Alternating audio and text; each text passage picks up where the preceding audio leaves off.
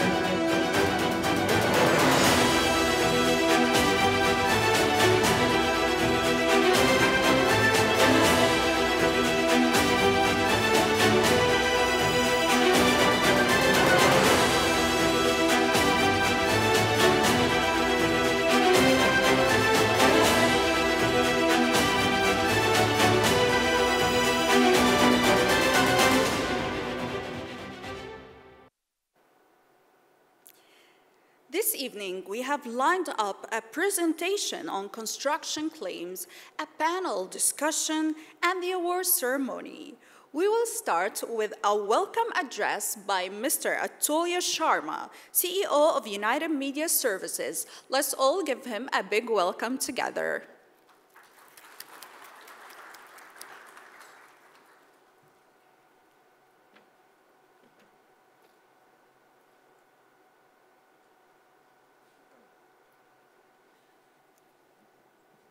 Your Excellencies and distinguished guests, Assalamu alaikum and a very good evening. On behalf of His Excellency Sheikh Salim bin Mustahil Al Mashni, I would like to extend a warm welcome to each one of you to this, the 9th edition of the Dossier Construction Awards and Summit. We are grateful to His Excellency Dr. Khalfan As-Shuaili, the Minister of Housing and Urban Planning, for gracing today's event. Thank you, Your Excellency. The event is aimed at exploring the new trends and developments in the areas including real estate development and services, construction works, infrastructure, civil and industrial projects, building materials manufacturing and trading, design and engineering, and of course, related industry policies and the regulatory framework. Ladies and gentlemen, the world has continued to grapple with the COVID pandemic for the second year in a row. And just when we thought we are getting out of the woods, we are now hearing about the new Omicron virus, and it is a serious cause of concern. Under this challenging economic environment, the projects, construction, real estate, and manufacturing sectors and related businesses have continued to remain under tremendous pressure, and you people know that better than I do. Having said that, there is a positive side of the story as well. In the last 1 to 2 years, we have seen that a number of ongoing major projects have happened in the sectors of oil and gas, renewable energy, tourism, infrastructure, manufacturing, healthcare, and real estate. And they've either been completed or are in advanced stages of completion, despite this challenging environment. So that is really commendable. Oman Investment Authority alone accounts for 13 such projects with an outlay of 3.5 billion Omani riyals. Many new large to mid-scale projects across sectors have also been announced or initiated this year. To give a few examples, over 100 million Omani riyals project related to roads, airport, and education was assigned by Oman Tender Board just 2 months ago. A week ago, a mixed-use development project worth over Omani riyals 400 million was launched in Kuriyat. Omran has also launched the Yiti Integrated Tourism Development Project recently. 2 solar energy projects at Mana with a cumulative investment of 300 million Omani riyals have also been announced recently. A number of mid-sized real estate projects in commercial and residential segments have also been announced during the year. The government, especially bodies including the Ministry of Housing and Urban Planning, has introduced a number of policy and regulatory changes to provide relief to the industry, improve the ease of doing business, and create new investment and business opportunities.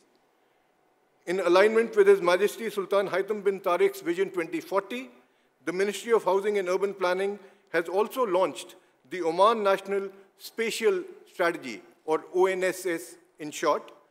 It is a very comprehensive framework for directing, organizing, and implementing sustainable, high-quality urban and rural developments in the Sultanate in the next 20 years.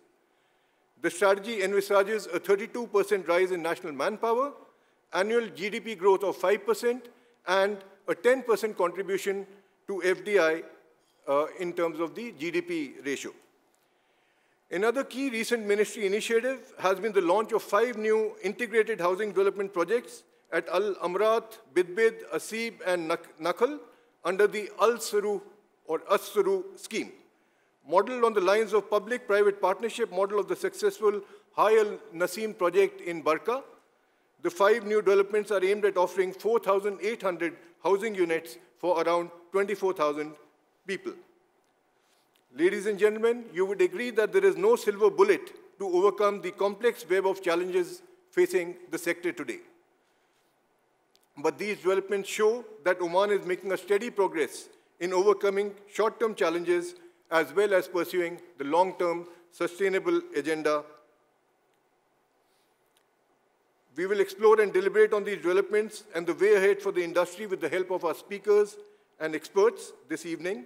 We will also be celebrating the success of the select companies, projects, initiatives, and industry leaders and professionals that have excelled despite these odds. As we draw to the close of 2021, on behalf of United Media Services, I would like to thank all our friends, sponsors, contributors, and well-wishers who have stood by us across our multiple businesses, such as publishing, digital offerings, events, advertising, corporate communications, social media, distribution, and interactive. We draw strength from your confidence, and thank you so much for that. On this note, I will leave the stage for the experts to take the event forward. Thanks once again for joining us today, and I hope you have a wonderful summit. Thank you. Thank you, Mr. Sharma. Next is a presentation on construction claims and disputes by Mr. Rohit Singhal. He is the CEO of Mason, a leading international construction arbitration expert firm. Before Mason, he was the CEO of a major international oil and gas EPC contractor. He has over 25 years of international experience involving construction contract disputes, expert testimony, and project management.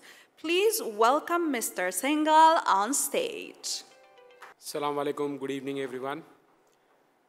The first presentation in this Dozier Summit is on disputes claims. Probably not the right way to start, but that's the pain point of the industry today. And therefore, this needs attention of all the people who are sitting in this august gathering. My name is Rohit Singhal, and I deal with claims and disputes related to the construction industry. And I belong to a company called Mason, which is into similar kind of arena. We have dealt with more than billions and billions of dollars of claims and disputes in Oman, outside Oman, internationally and domestically. So let me first go to the major issue that why a construction project ends up into a dispute. What are the typical causes? And this is based on my experience of having dealt with disputes and claims within the country. The typical reasons and factors causing the disputes are, first, the unfulfillment of the parties' contractual obligations. What happens is, there is a contractor, there is an employer. Both the parties have a contract in between them. And in case one of the parties does not fulfill the obligations, that is one of the prime causes, or what we call as the breach of the contract. The second is the engineering delays, which is very, very common in the industry today. So engineering delays could be, in case a typical EPC contract, which is engineering, procurement, construction contract is awarded, which is very common in the oil and gas sector, or it is any kind of a contract which has got a component of engineering. There are engineering delays. The drawings are not delivered on time, or there are changes in the drawing, or else if the contractor is preparing the drawing and submits the drawing for the approval of the employer delays the approval of the drawing, and therefore there are engineering delays. Then comes, because of the consequential impact of engineering delays, comes the procurement delays. Nowadays, also as Mr. Sharma just said, we have been grappling with COVID-19, and the procurement industry has been heavily affected by COVID-19. So you have got procurement delays. Let's say a material has to come from international territories, other countries. COVID-19 is probably prevailing in those countries. It's not there in Oman, but in other countries. So those procurement delays are there. Then you have got the interface delays, which is also very common in oil and gas, power sector and all, where let's say you have got multiple contractors working at one place, at one site, and one contractor has to depend on the inputs from the other contractor, and let's say one contractor delays, and as a result of which the other contractors are also delayed, which is called interface delays or interface management between multiple contractors. Then you have got the non-payment of certified work. So all these issues which I'm highlighting in these slides are the typical top 5-7 issues which we have come across in Oman when we have dealt with claims and disputes on behalf of both contractors and employers. The non-payment of certified payments, that is one of the very common causes, especially between a contractor and a subcontractor dispute, where certified works are done, certified, but the payments are not done, and as a result of which there is a massive cash flow deficit or an impact on the financial conditions of the contractor. Variations or changes in the contract specifications. So a contractor is bidding a price, or there is a price which is quoted in the tender, and finally the contract is awarded based on certain set parameters, what we call as contract specifications. that in case a specification requires a room of or a house of X by Y size, that is a contract specification. But tomorrow, if there is a change in the contract specification, that results in both cost and time overrun. Unforeseeable circumstance. One of the most common impact or issue which we have seen in Oman is specifically related to unforeseeable circumstances, which we call as the soil conditions. So what is happening is there is a soil investigation report which is attached to the contract, and when the contractor goes to site, the soil conditions are found to be different than what are specified in the contract terms and conditions. And therefore, a contractor who has bid in X amount of money towards excavation, filling and all, very typical in a civil project of road, housing, etc., then they get to know that the soil conditions are quite different than what they had bidded for, and as a result of which, again, extra cost, extra time. And then COVID-19 delays. Today, as we see that for last 2 years or so, since start of 2020, or probably first quarter of 2020, you have a lot of COVID-19 related delays, which are resulting in loss of productivity of the contractors. They are unable to get manpower, they are unable to produce the way they would have expected and envisaged, and therefore there are delays and time and cost overruns.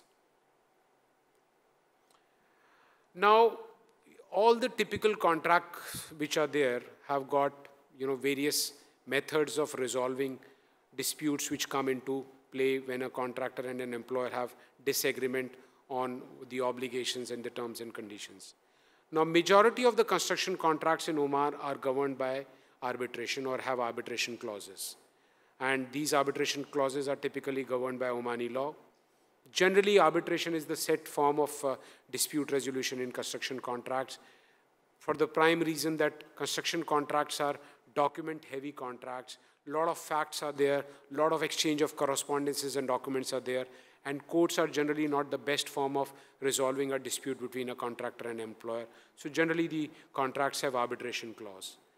But one thing which we always suggest and we always recommend is that before you get into any arbitration or dispute, please try to resolve it amicably, sit across the table, and in case the intentions of both the parties are positives, definitely amicable settlement can be explored and can be reached. And we have seen that a majority of the circumstances, when the dispute arises, claims are there, counterclaims are there, but at the end of the day, when the intent at the top management level is to resolve and amicably settle the issue, it results in amicable settlements. Then both the parties have to understand that they are there to make money. The developer has to make money from the final product which is going to be delivered by the contractor, and the contractor has to make money from the services it is being provided. So in case the parties understand each other's position, understand that what the parties are saying are for the overall benefit and meeting the objective of the project, a win-win scenario can be explored. And honestly, delays are bad for both the parties.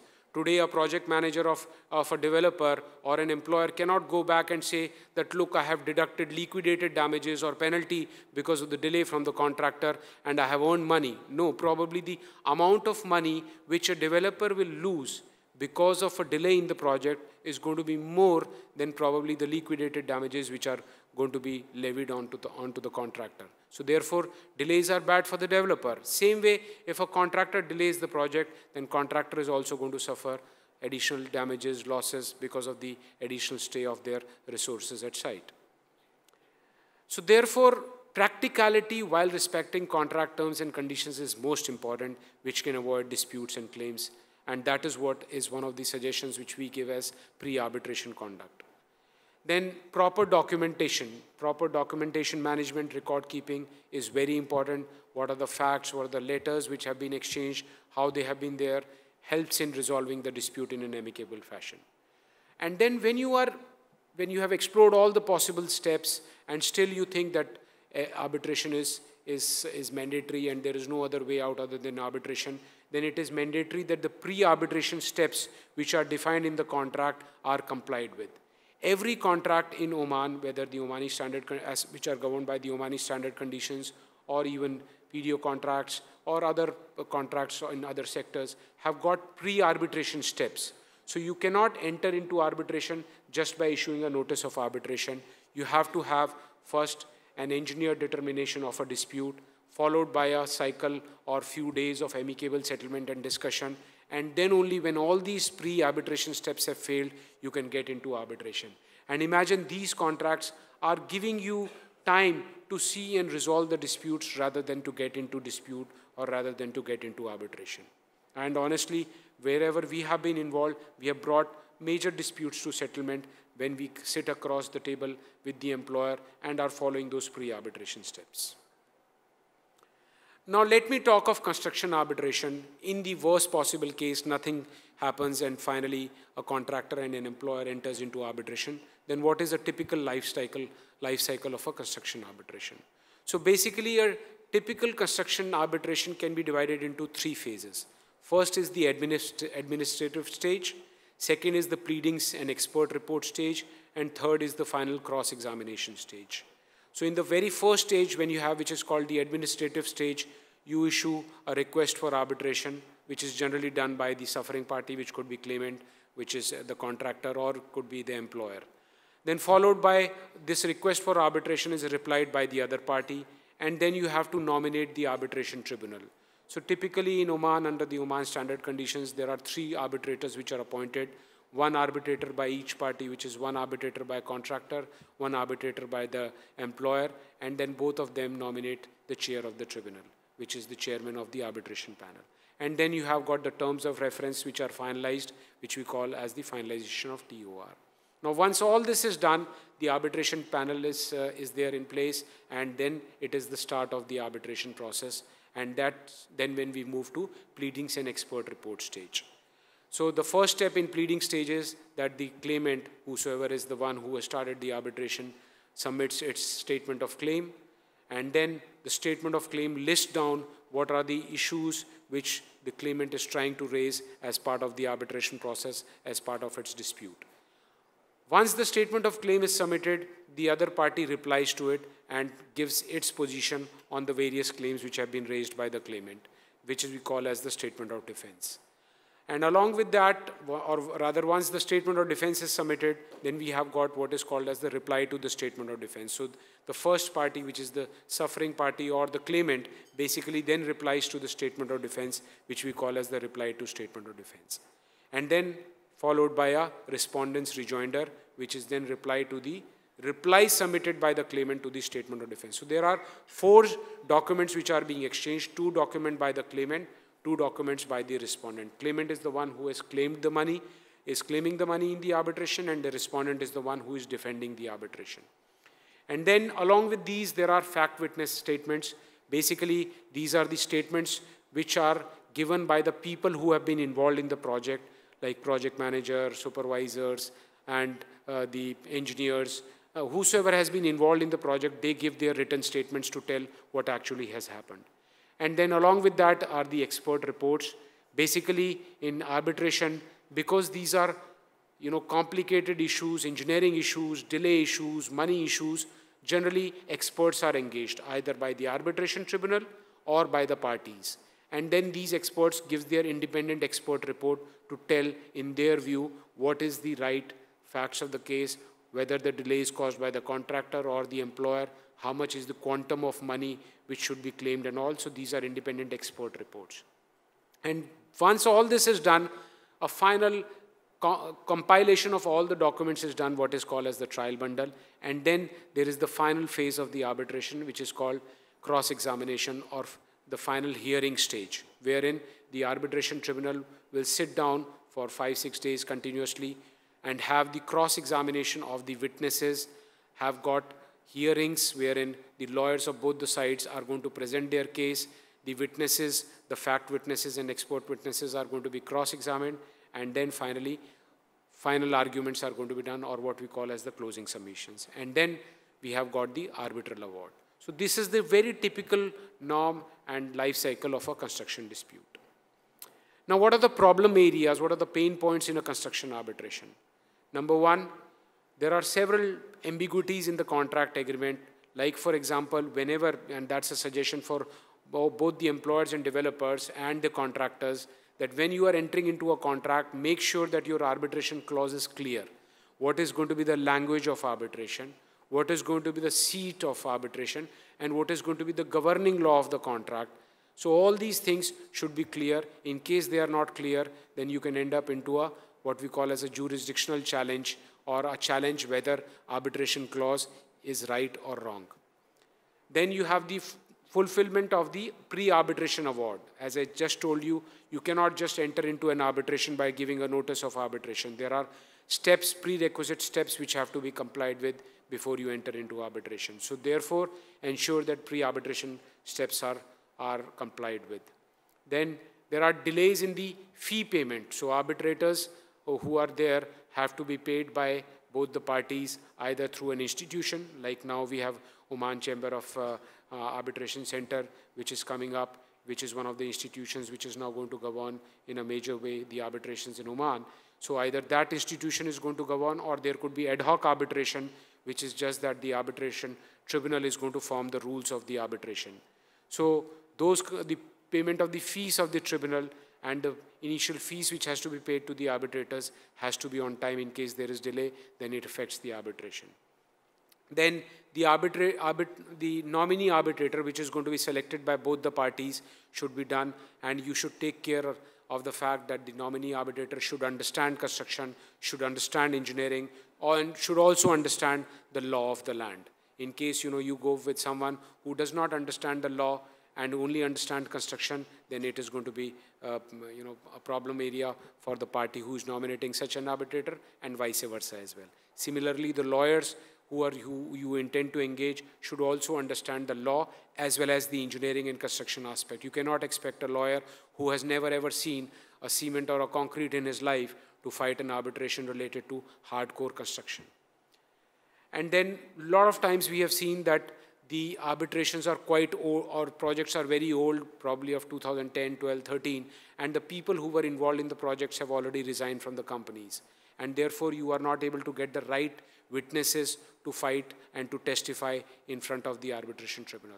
So therefore, non-availability of the right fact witnesses is another issue which comes up in construction dispute.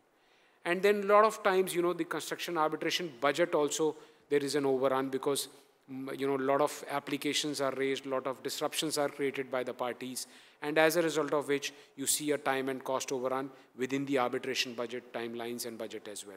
Now these are some of the problem areas which we see in construction disputes.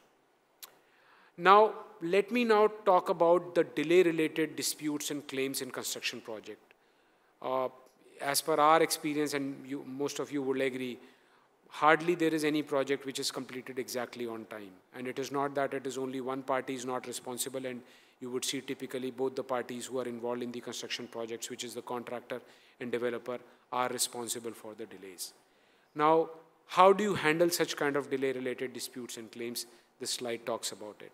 So number one, you cannot say that there is a delay caused by the employer without referring to your contract, that whether that delay entitles the contractor to an extension of time or not. For example, if tomorrow there is a rainfall in the country, and that rainfall is not a major rainfall, it has been seen in the last years that such rainfall happens. Now such a kind of a rainfall will not give an entitlement to the contractor to claim extra time and cost, because the contractual and the legal entitlement for such a delay event does not exist. So you have to see that a delay which you are claiming as a contractor, or a delay if you are claiming on top of the contractor as a developer, has a contractual and a legal entitlement to it as per the provisions of the contract. And then second thing is, majority of the contracts have got notices provision, wherein you have to raise whenever a delay is seen by the other party. So for example, if you are an employer and you see that a delay is caused by the contractor, the contract has a provision that a letter or a notice has to be issued to the contractor, and vice versa. If a contractor is seeing that one of his drawing is getting delayed by the employer's engineer, then a notice has to be issued. So that is the provision of notices and all. So you have to see what is the contract terms and conditions and procedures related to such kind of notices and other submissions of claims, etc. Then in terms of delay, not every delay will cause a delay to the project. Please remember this very clearly, that in case there are delays which are caused by employer and contractor, the first and foremost is to see which is a dominant delay, which is a critical delay. what we have seen is that sometimes contractor comes running, that there is a delay in giving the size of a particular window while the foundations itself have not been constructed by the contractor. So this is a concept of delay analysis, or what we call as the critical path analysis or critical delay concept. So only delays which are critical to the project will entitle the contractor or the developer to time and cost. In case a delay is not critical, means it has not affected the end date of the project, you do not claim any time and cost for that. And then, of course, once you have a delay, you have to have a precise and a clear narration explaining the position of the delay, why the delay is attributable to the other side, and what are the contract terms and conditions related to that delay. Now, definitely if there is a delay, a party who has suffered delay because of the inactions or actions of the other side is going to claim cost, which is maybe in the form of a prolongation cost, or if there is a change in the specification, it could be in the form of a additional variation cost and all. So therefore, what is important is when you are dealing with cost-related claims in construction project, you have to identify what are the claim heads, what are the areas you are going to claim. Is it that you are going to claim only idling of the resources, means your manpower and equipments have been idle, but then you have to justify why are they idle as a contractor. You had probably other work fronts. So you have to identify what are the heads of the claims. Then you have to identify whether those heads of the claims or cost heads which you are going to claim, are they compensable under the contract terms and conditions or not. So in case you have a delay, for example, if it is a force majeure event, generally the contract says that force majeure event is an act of God, and therefore only time is going to be given, no cost is going to be given. So in that case, a force majeure event is not a compensable delay event, and therefore it does not entitle a contractor to claim cost against that. So therefore you have to identify what are compensable cost heads and what are non-compensable cost heads. Then you have to identify what is the actual cost which you have lost because of the delay or because of the breach caused by the other side. In case you do not have the actual cost, you do not have your financial ledgers, etc., the arbitration tribunal might not grant you cost. The law of the land says that only actual costs can be claimed, and not what you have not suffered cannot be claimed. So actual costs have to be, the record related to the actual cost have to be kept. And therefore you have to have those audited financial documents, etc., which you have to maintain. And you have to ensure that direct and indirect costs are properly bifurcated. And same way, in case you are claiming a change of the specification or a change in the contract specification, variations cost, then you have to have a calculation for the quantity and cost related to such variation claims. Now, let me also now talk about COVID-19 claims, which are very, very common today in the industry. And a lot of projects have suffered time and cost overruns because of COVID-19. Again, first and foremost is read your contract terms and condition. Under which clause of the contract would you like to raise a COVID-19 claim? Today, a lot of people are raising claims under force majeure. They are raise claims of COVID related to change of law, because there was a directive from the authorities that there is going to be a lockdown and all. So therefore, people are trying to claim under change of law. People are trying to claim under frustration. People are trying to claim under unforeseeability, because they say that COVID-19 something is a pandemic which could never have been foreseen by an experienced contractor. So you have to see what is the provision of the contract and law to claim COVID-19 related time and cost overruns. And again, whether you have given notices related to COVID-19 is also an important aspect. And then all your expense records, all your progress records, all the resource records during the COVID-19 time also should be maintained and have to be there. And productivity loss, in case you are claiming that because of COVID-19, as a contractor, you were able to put only 2 people in a vehicle rather than 5 people or 4 people, which could have been there in a typical vehicle driven at site, then you have to have that documents, and you have to prove that there is a productivity loss which has taken place. And then legal opinion pertaining to the Omani law related to COVID-19 have to be taken. The current position under Omani law is still uncertain, because still the claim has not materialized, still the impact of COVID-19 continues to be there. So to conclude my presentation, most important is that record keeping is very, very essential by all the parties involved in a construction contract, without which you cannot win any dispute, any claim, any arbitration. Please be practical, and if you are practical and you understand and respect the position of the parties, you will be able to reach amicable settlement. And nobody wins at the end of an arbitration, so it is always better that as business people, amicable settlement should be resolved. And that can be done by having a practical consideration and respecting the party's position.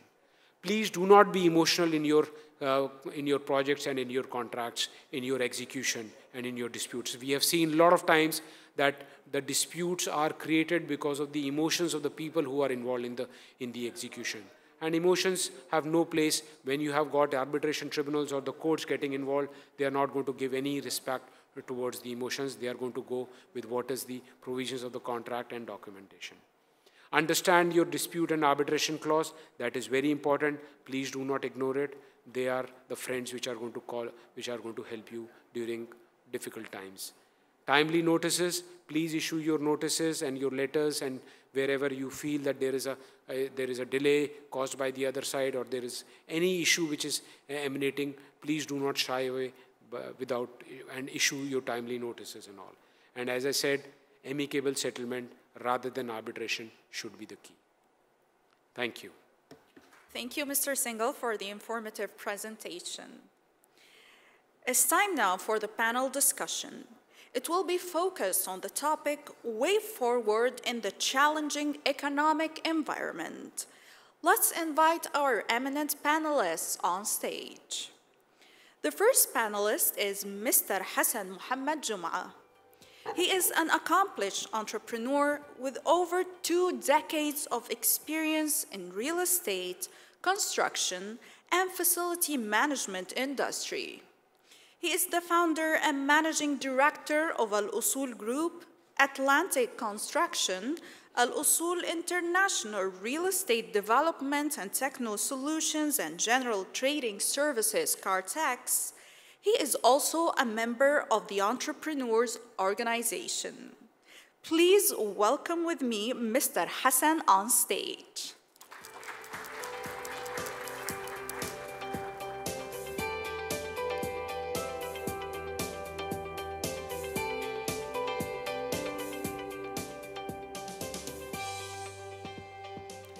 Our next panelist is Mr. Fahd Al-Ismaili, the founder of Tibyan Properties.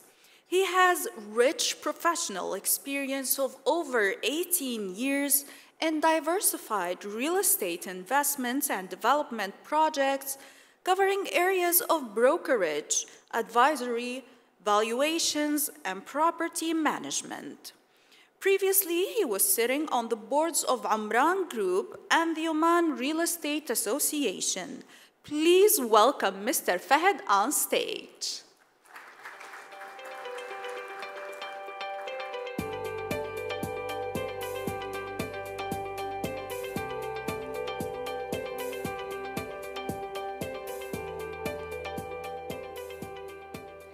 Our next panelist is Mr. Asim Al-Zijjali, Chairman of Oman Real Estate Association. He is an award-winning professional with over 25 years of experience in developing people and business units in real estate, banking, and telecom. He was a senior leadership positions in Al Moj Muscat, Muscat Bay, Aqarat.com, Omantel, Bank Dhofar, and National Bank of Oman. As the founding member and chairman of Oman Real Estate Association, ORA, he holds active interest in developing the real estate sector in Oman. Please welcome with me Mr. Asim on stage.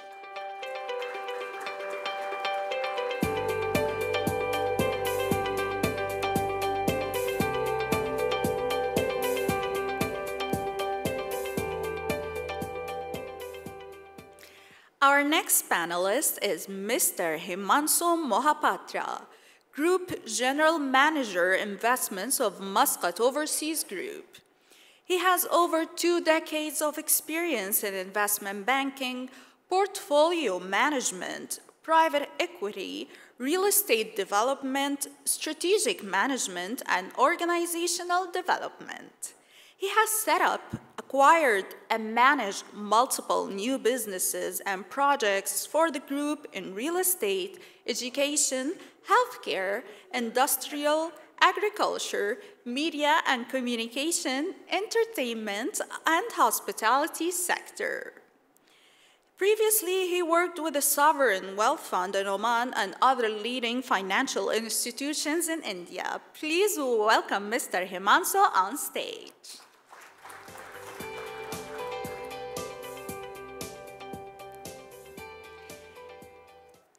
We next invite on stage Mr. Yusuf Ahmed Al-Alawi Al-Ibrahim, Chief of Support Services and Business Development in Raisut Cement Company. He has extensive experience in the industry at Raisut Cement. He is responsible for taking the business towards higher growth, profitability, and sustainability. Please welcome Mr. Yusuf on stage.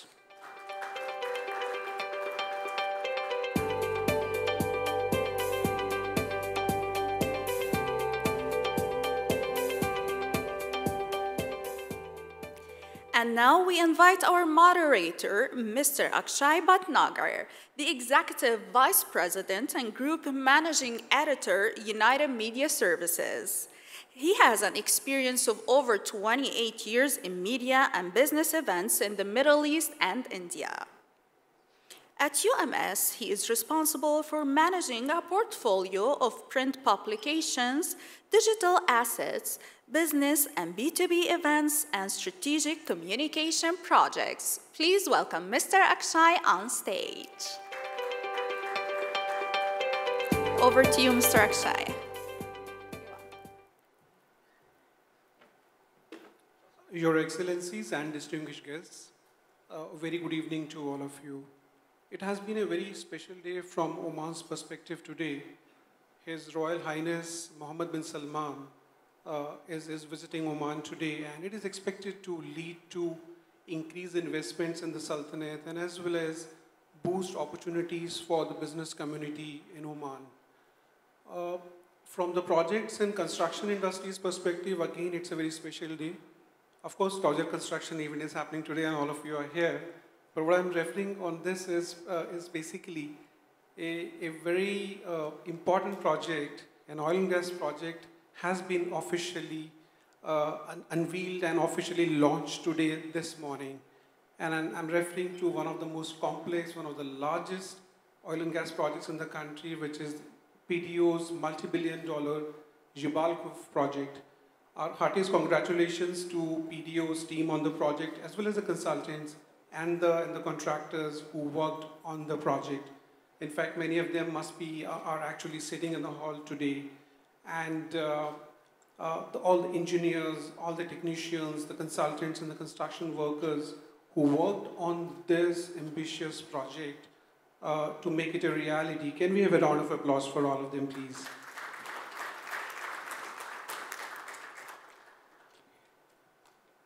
Let me get on with the discussion. I'll come to you, Hassan. You have presence across various segments within the industry, whether it is the construction or the real estate, the landscaping, or the IFM services, and many more. How was the year for you this year vis-a-vis last year? Bismillah ar-Rahman ar-Rahim. Well, I would say still we are going into the area of challenges. Challenges are not yet over. As far as the construction and real estate industries are concerned, I think they are both, they have the lagging effect. So as the markets drop, I mean, they get impacted the first. As the market recover, they are the last to recover because they are mainly dependent on the economical activities of the country. I think there are certain measures which needs to be taken, especially when we talk about the interest rates. Today, the interest rates are quite high when we talk about 5 to 7%, which is quite high because whether you're talking about investment in real estate, whether you're talking about borrowing in construction industry. We always know that high interest rates have reverse impact on the economies. So that this is something which we need to really, I think, work on. In addition to that, I think, of course, worldwide we have seen the pandemic impact. But I guess we should utilize this period of, what we have seen into, as we always say, diversification of the economy. And I hope this high oil prices should not be taken on ease, and we continue our efforts towards the diversification. So in summary, I think still, I would say maybe we are reaching the rock bottom. So hopefully things will start growing from here. The signs are positive. At least if you talk about the rental markets, for example, rental markets, we can see some stabilities, whether into rents or into the occupancy ratios. And we hope that we don't see any new lockdowns, etc. Construction industry, particularly, I think it's yet to see some movement. But at the same time, we can also see the pie is also decreasing, because there are several companies have seen they have seen difficult times, so the players are also reducing. That's also something which we need to look at, because unfortunately the economy has lost several skills during the past 2 years. You see, every market is very unique in terms of the way you build the culture and the skills which are specifically required for certain market. So unfortunately we lost a lot of, as an industry of construction, we lost a lot of skills for the past 2 years. To bring the skills back is something not easy. I hope we can see some support from the government, from the banks when it comes to real estate and construction industry in particular. If we look at today the banking industry in particular, today 38% of the banking industry borrowings to the markets are into personal loans. The construction and real estate industry, they dropped from 10% to 8%. When we talk 2% overall borrowings, that's quite a huge amount. In addition to that, banks are not yet reached to the optimum level of their lending towards their deposits. I think when we talk about 2018-19, we were talking about as high as 80-81% between lending to deposit ratio. Today, the banks are only at 78%. The 2-3% gives a good gap for the banks to pump in the money in the market to create some liquidity. That's all. Himanshu, I will come to you on this, taking off from what Hassan said. Last year on the same platform, you mentioned your main challenges have been the 3 M's, which is the flow of money, the materials, and the manpower. Yeah, correct. How has anything changed for you this year? Are you in a better position this year? Yeah, actually there are certain improvements, but definitely still challenges are there. If you see in the macroeconomic level, the revenue, public revenue has increased by 22% if you compare to last 9 months to this 9 months. Similarly, fiscal deficit also reduced by 55%. And FDI also during mid-year, last to this mid-year, also I think increased almost 600 million. So total right now FDI may be 16 billion. So there are improvement in the macro level. But if you get into the micro level, there are still challenges there in terms of first time, which is the money. So as Mr. Hassan told, the money are stuck with the debtors we are not collecting, and there is no factoring facility. If there is a delay, even there are a lot of working capital and the cost of funding is very high. So because of that, many some small contractors, they disappeared. Even subcontractors have a lot of challenges actually. So the money part still remain in the micro level. Macro level, that's improving, and that can be impacted, or that can be positive result maybe going forward. If you come to the human resources movement, last year we have uncertainty. This is a calculated, but still there is a continue, because if you say from March, April, which is the second phase come, till September, the movement of people was restricted. Even visa issue was stopped. So same challenges continue, the movement of people. Material movement, yeah, there are huge improvements. Okay, there are site cost of funding is there, procurement issues are there, but still much better phase right now actually. You are into various industries in terms of the projects. Are you continuing at the same place, same pace, in terms of the projects, let's say retail and manufacturing and other sectors, or you have slowed down a bit on that? We can say we reorganize and refocusing those sectors which will be the future oriented. So whatever committed projects we are continuing, now we are working on whatever the future forward projects which will help for the country and also could be disruptive also in a many way actually. Asim, I'll come to you. Represent for the cause of the real estate sector. We have seen the Ministry of Commerce and Industry and Investment Promotion, the Ministry of Housing and Urban Planning. They have taken certain measures which are targeted towards the real estate sector as well as towards the larger business segment in terms of ease of doing business, creating more opportunities for investments, coming up with certain more regulations which may be more friendly and creating more opportunities as well. Now, do you think that has been enough, which has been done by the government for you, or there is an appetite for more? Well, this is quite an interesting question, in fact. Any kind of a strategy or any direction that comes from the government, okay, and it needs to be given sufficient time to evaluate the impact. I do see that there are a number of initiatives that have been let's say, promoted and brought in by the government, whether it's Ministry of Commerce or Ministry of Housing and Urban Planning. However, the impact is yet to be assessed. It's all back to the business cycle. So if you look at the recent introduction of the investment laws, and ownership laws in Oman, I think it's the indicator is still not that great, and as you see, the market is affected by the pandemic from one side, and also the banking sector is not, let's say, having a strong appetite to lend in the real estate sector. It will take time, and also the number of projects that are coming up to the market that are available for those type of identifying this segment are not yet there. Generally, I think we are expecting a more, let's say, a dynamic approach in terms of addressing and resolving the dynamics of the market, especially when it is related to the development regulation, to the brokerage regulations, and as well as the system and processes engaged in terms of obtaining the approvals and licenses to facilitate and expedite the launch of projects. Sure. Fahad, you are a significant player in the real estate sector, and we have seen you are launching new projects during the year. You are expanding pretty fast. Now, do you think the market, the regulations are all friendly for the real estate sectors, those who can excel despite the odds? Thank you, Akshay, for your question. With regards to the market, I think the appetite is there for certain projects.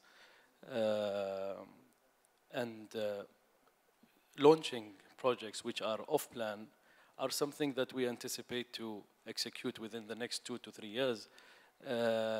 Is something that also we project a healthy economy going forward.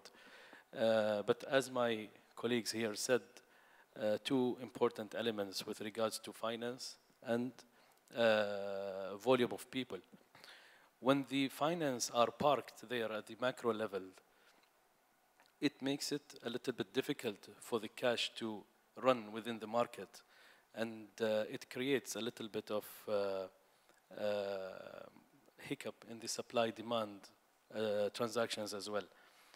At the same time, as you know, COVID also had an impact on the number of population without going into filtering the type of population, but the number has decreased, and also many newcomers into the country stopped coming to the country due to COVID situation.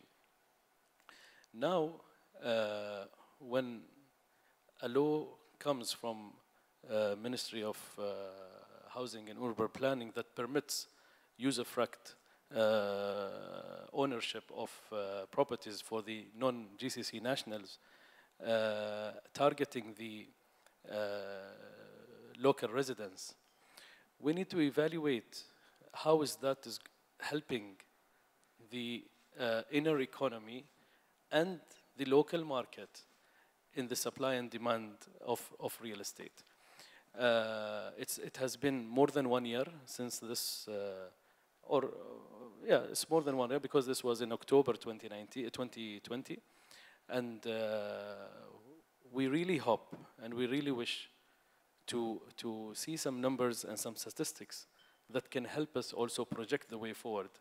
Because launching those new projects, which are mainly targeted at the local community and the GCC investors, is not going to help us in the long run, honestly.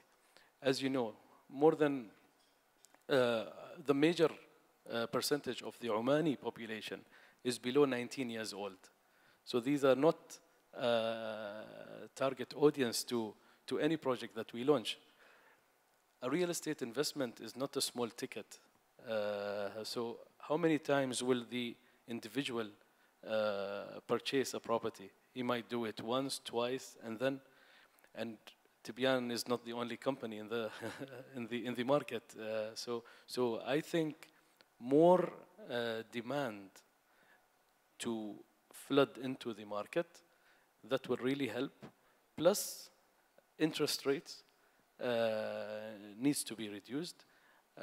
We see the interest rates in surrounding countries at very low levels, below 3%. Over here is the cost of finance is really expensive. That in many cases it makes it not realistic to opt for finance, honestly. And then what happens? So people go to other investment tools and vehicles which are not real estate, and we don't like that to happen. Yusuf, I'll come to you. The cost of borrowing is up. It's a major issue in terms of investments. Not enough demand in the market as well. But at the same time, Resource Cement is continuing with its very ambitious goal of becoming a 10 million tons per annum company, which you decided to become in 2017. And I believe you are on track to achieve that very soon. What gives you that confidence, how you are doing that as well? It's more like you're bucking the trend. Where others are crying, you are excelling. But that means we will not stop our business, and we will not see, this is the pandemic, and we have to take the careful. Business, it is need to take the care, and we will have the new strategy, how to develop your work, and how you will extend, and how you will get the revenue for the company. Maybe we have the short demand in Oman because there is not that much populations on the project. And also I think the demand for the cement in Oman, it is around 7 million ton annually. And total factory from Cement Oman and Resource Cement is produced more than that, around 10 million ton.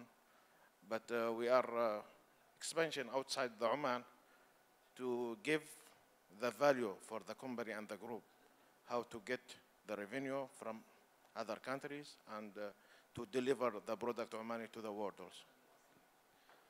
See, when you acquire companies abroad or you are expanding your capacities within the country, of course you are funding those expansions and acquisitions.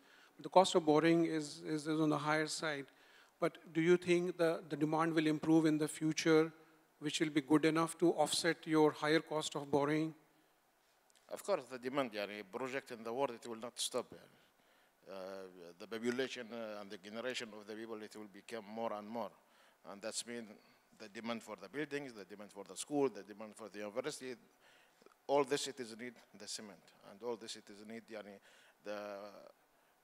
the ready mix of the how to make this all this the building.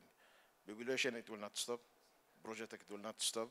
Maybe we have the short in the current time, but in future, of course, we're expecting from the next year something it will be happen. Even we are hearing around about the Omicron, what it is happening right now, But inshallah, nothing lockdown will be happening and nothing short it will be happening around that. Himanshu, I'll come to you. Do you think the private sector in the country is making enough efforts to innovate, to diversify, to meet the challenges of this market disruption? Yes, pandemic has happened. You never know, the other kind of challenges may come up in the future. If you are able to overcome these market disruptions, you can be the winner in the market. But do you think private sector is making enough efforts on this, or we are lagging behind? It's my personal opinion, we are lagging behind. We are not doing enough to bring disrupt thing. We always depend the government to do, and of course we need government support, but if private sector lead and require government support and the right direction, it is possible. And disruption happen in many ways. It's on a technological side, it can be any other side where you can reduce time and the cost actually.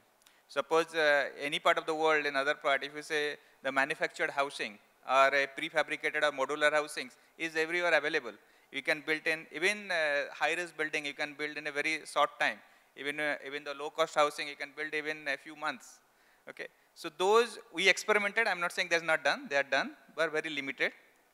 In terms of in the construction industry disruption, we have cement, we have steel. Both are, we produce more than our demand.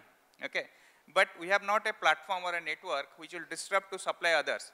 Similarly, let's say developer, if you have a platform where they can connect to all the stakeholders, the equipment suppliers, the material, building material supplier, and the labor supplier, and they can manage the cost, time, and everything, and he can have a very transparent way. And the contract should be cost plus margin.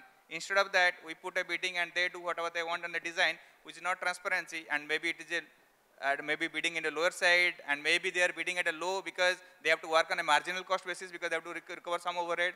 So this is the vicious circle killing actually.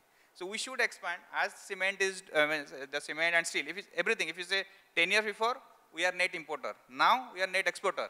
So we are capabilities to there to do, but we have to disrupt to across the market to go, even for to benefit to our own economy and also our own revenue in the company level also. So many things can be done, which is there in other place. If you see, if it's next door in India, there are a lot of disruption happen in the infra market. You can say there is a inframarket.com, you can go through, there's all supply chain is one platform, even they are reaching to the retailer, not with the developers actually. Even US and other market is there. So it is yet to come. And the government side also support is there, they are doing, it is taking time, as everybody told, it's a lagging indicator, we are also lagged little bit on that. But most important and critical, all of them told, cost of funding. Unless until we manage the cost of funding, no investors, no developer, we can progress because we are higher in this region. Yeah, but Himanshu, we are talking about the cost of funding. At the same time, you also mentioned about undercutting, let's say by the contractors to win a contract. Now, how do you justify that? You will be caught in the wrong cycle of the business, and then you are doomed straight away. Hassan, like you have a contracting business. No, okay, correct. That's what I'm saying. They are not willingly cutting it. Okay, they are saying it's a temporary. Let's get the contract. Let's pay our overheads. Why they are doing? Because of the circumstances, because of the competition, because the competition coming from here, and there are many reasons actually. Even they have not got the receivables to pay, there are many reasons, and I think our colleagues here, they know better than me what are the challenges they face actually. It is not by will, it is by compulsion, it is happening actually. Yeah, Hassan, you have any comment on this? No, I think whether you talk about construction, you talk about real estate, I think I would say there are 3 areas of pains which are common across these industries and maybe several industries. One is cost of funding, which we have discussed. Number 2 is the creation of demand. Number 3 is the ease of doing business. These are 3 main important things. Let's not sophisticate issues. Our area of pains are very clear. Solutions are very clear. We just need to do it. I don't think today we are in such a sophisticated economy. Neither we have so much of critical mass whereby we need a lot of strategies, a lot of brainstorming or out-of-box thinking. So today, if we pick, for example, construction industries, what are the issues today? Today, first is cost of funding and cash flow crunch. I would, for example, here request the government, for example, the central bank. There are countries like, if you go back in 2011 during the Lehman Brothers issue, again, there was a big crunch in the real estate industry. Now, if you look, as I mentioned previously, you have a lot of set of skills which today we are losing. Building skills is sometimes is more expensive than the funds themselves.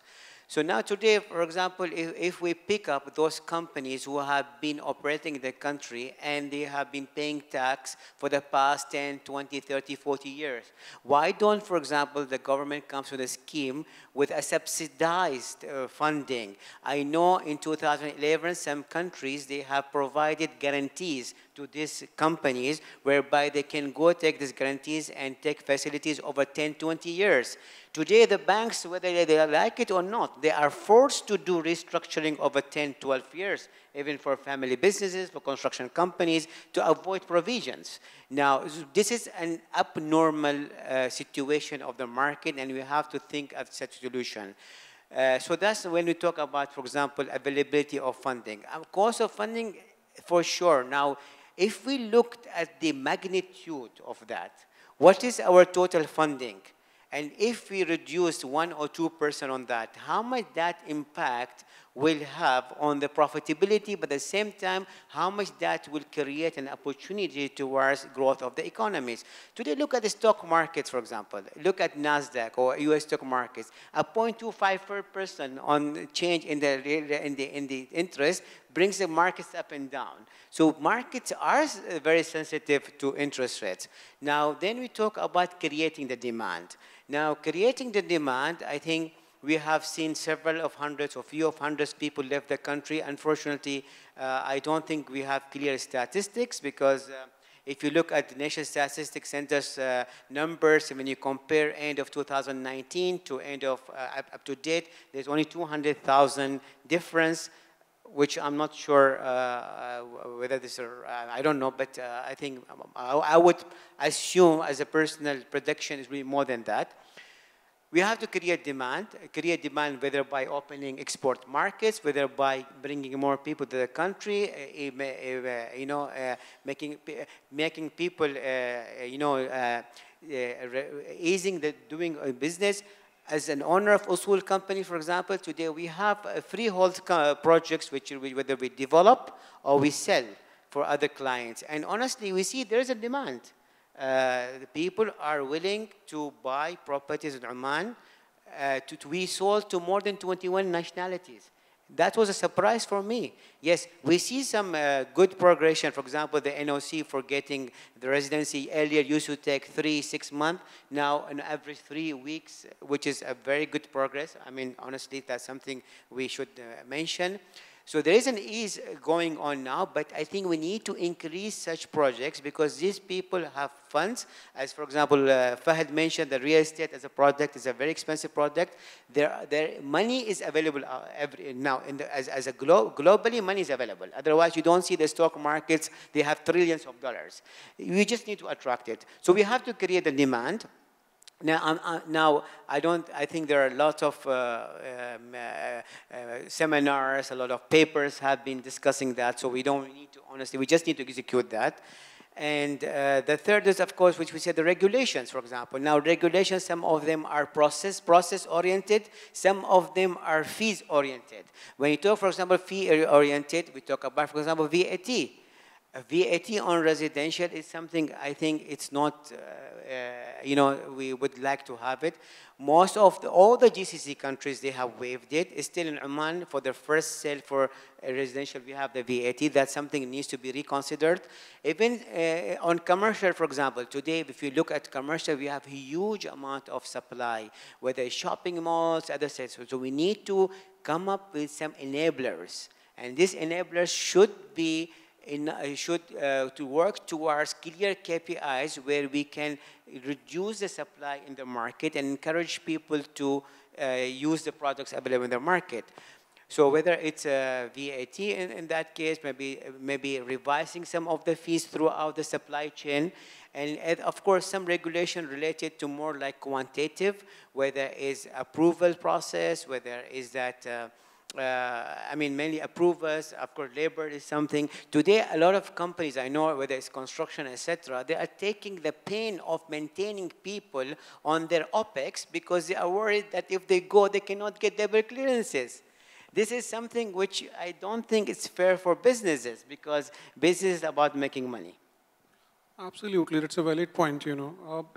Now, if we look at another angle of that, you know, what about the development of the national manpower? What about the standardization of trainings and the skills norms, you know? Now, Ministry of Housing has been talking about the National Spatial Strategy, which is going for a massive urban development over the next 20 years. The benefit has to go to the local community. For that, we need to build talent who can take care of it and manage it. How do we achieve that? Asim, do you have any views on that? Well, see, I think the direction that is coming up now by the government, which is the building of the complexes and the humanization of cities, is a very important element. I think Oman overall hasn't been different than the national and generally the GCC countries, where we had abundance of land, we had abundance of money, people used to travel distances. For them, cost of fuel is almost nothing. And everybody wants to own his, garden. Everyone wants to have his, parking space. I think today we have reached to a point where we have to think, okay, as like other countries that are planning in the 21st century by humanizing the cities. And that is for the betterment and improvement of quality of life of the citizens. And how that will apply, if you take a simple example, okay, anyone who's, let's say, living in, let's say, in a city and he is working in another city, he has to travel, okay, and there is a cost in that. That cost definitely will have an impact on the economic side of the individual. On the other side, environmentally, this traveling is affecting the emission, and the emission definitely will, impact the quality of the air, and accordingly, it will impact definitely the health of people. And if you look at that cycle, it's all about, improving the quality of life. So if we have, the cities are designed in a way where people stay within the city, okay, for work, okay, for walking, for sport, for, recreation, for shopping, that will have significant impact on the lifestyle and the quality of life. On the other side, if you look at what is, happening now, okay, the main challenge still we are building the same, okay, buildings. Okay, every building is distant from the other building, and still we have to move from one location to another location by car. We are seeking parking in order to find another place. Sometimes we build, shopping malls where the parking space is much bigger than the shopping mall itself. Okay, so those type of humanization of city elements are very important to be adopted. I do appreciate that the Ministry of Housing and Urban Planning recently they have promoted those 5 Suruh projects which are addressing these type of issues, and I hope to see more things happening. Today, I think if you look at the what you enjoy when you travel, okay, let's say in highly populated cities, whether it is in Asia or in Europe and other parts of the world, it's the walkability. You can easily walk towards any destination, whether it is a recreation, it is a shopping, and also there are, alternatives for, commuting. You hardly use, vehicles to move from one location to another. So these things definitely will improve the quality of life. So those things needs to be really put in the forefront of the future planning. Sure. Fahad, do you have any views on this? Well, I would say that we've been, since the unlock of COVID, maybe 1 year ago, we've been listening to many seminars and summits, whether it's online or physical. I think the major pain that all industries are facing is how to maintain the bottom lines. The bottom lines are the pain of every organization. And it's rightly said by Hassan, it's about the 3 dimensions he mentioned. I think that is very critical. In order to look into how to lift that and have a positive impact, and for companies to also generate good revenues, there should be a strong economy. Now, the strong economy is driven by people. I think more people flooded into the country, people will create purchasing power. The simplest business in the industry will work. If any small SME is there selling any product, will work. The construction industry will go back. I wouldn't say it will go back to a boom, but it will work. Building materials, supply of water, anything, name it, when it comes to construction, even supply of a simple thing like nails.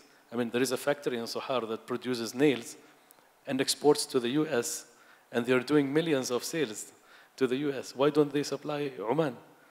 Where's the demand? It's not there. So I think to lift the bottom lines, the attractive finances should be there, subsidized financials should be there by the government. But what we are seeing in the market is is a big vacuum over there that is collecting cash in terms of yields as fixed deposits and government bonds, and which is honestly not having a positive direct impact into the direct transactions. That is, of course, that is something that has to happen. But in parallel to that, we need to see more funds circulated within the local market. Absolutely. More flow of the money or liquidity in the market has a multiplier effect, which various sectors can benefit ultimately. And of course, the GDP of the country goes up.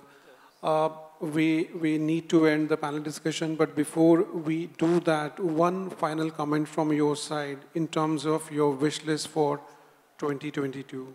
I know it's a very long wish list you all have, but a one important factor, critical factor, which we have to recommend to the government, what it will be. Start with you, Yusuf. Yeah. I think in 2022, we need from the government to protect the Omani production. And if we will see in the cement, the dumping is there. It came from our neighbor. But what I mentioned before, our need in the country, it is not more than 80 million ton. And our factory and Oman Cement, it produce more than that. And even that, some products came from outside.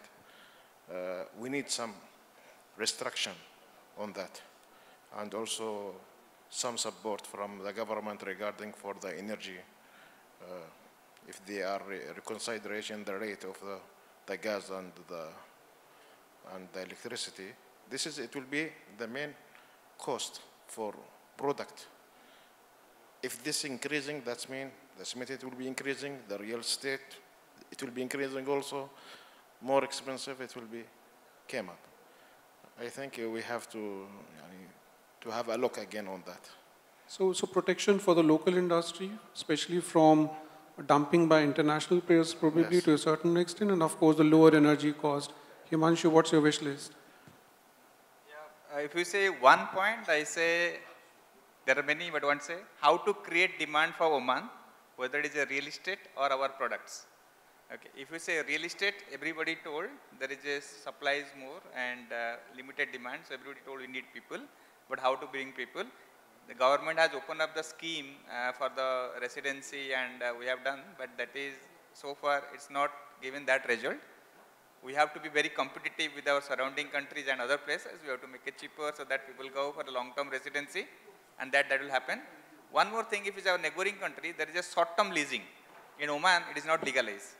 If you create a short-term leasing, it could also give some income, those who are personal investors or the local people taking a bank loan, not paying interest, at least on. Some are doing, but not it's legalized. So it is government earning also and they are earning also.